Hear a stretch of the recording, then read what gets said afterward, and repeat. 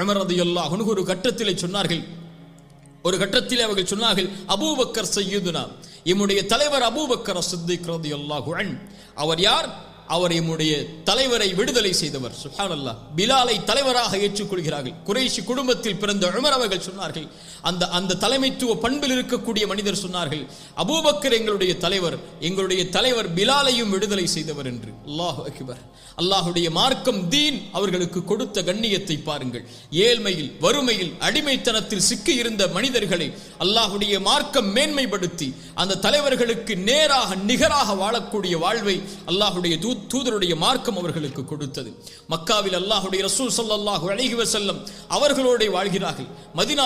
மதீனாவிற்கு ஹிஜ்ரத் செய்கிறார்கள்.